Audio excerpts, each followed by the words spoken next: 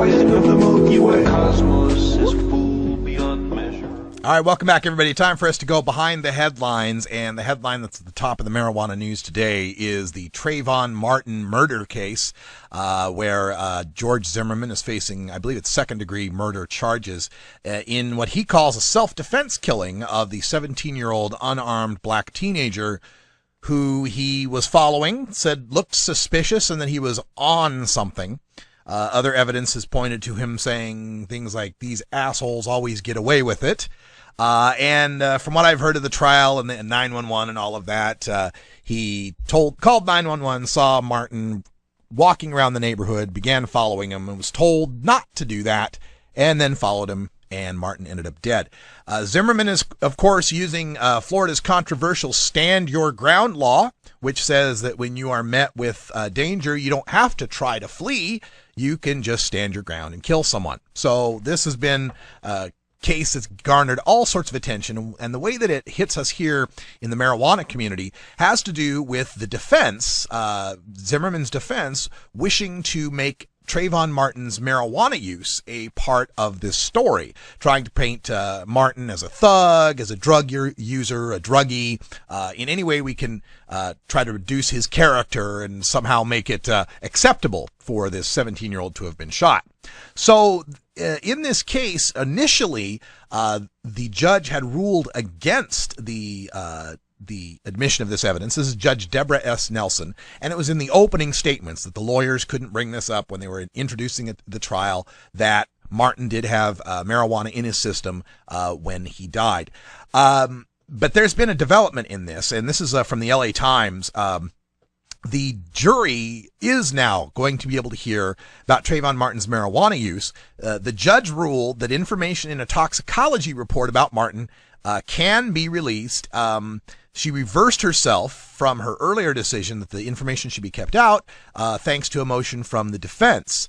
Now, the defense argued the toxicology evidence should be admitted since the doctor, the examiner, the medical examiner who conducted the autopsy, changed his testimony and said that THC, the active ingredient found in marijuana, found in Martin's body, could have had a physical or mental effect on Martin.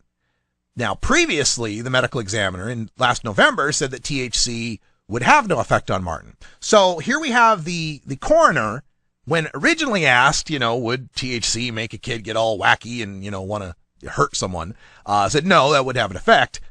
Now, for some reason, is changing his tune. Now this medical examiner has changed his tune and said, well, yeah, maybe this could have an effect. And that's what's caused the judge now, as I understand it, to allow this evidence to be admitted.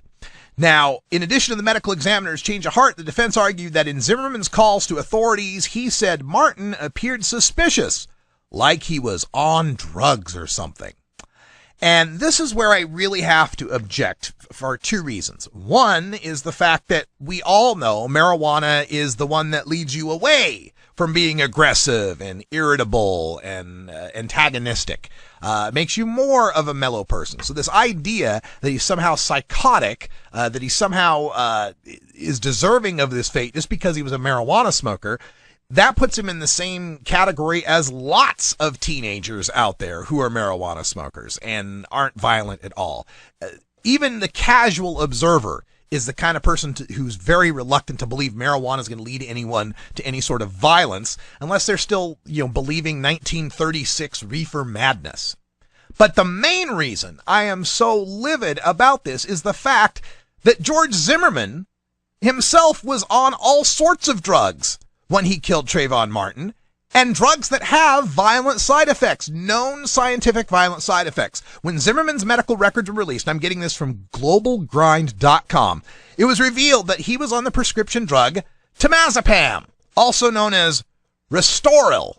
Temazepam, Restoril, right? Because they have good names for their drugs. Our strain names are silly, but temazepam is a good name.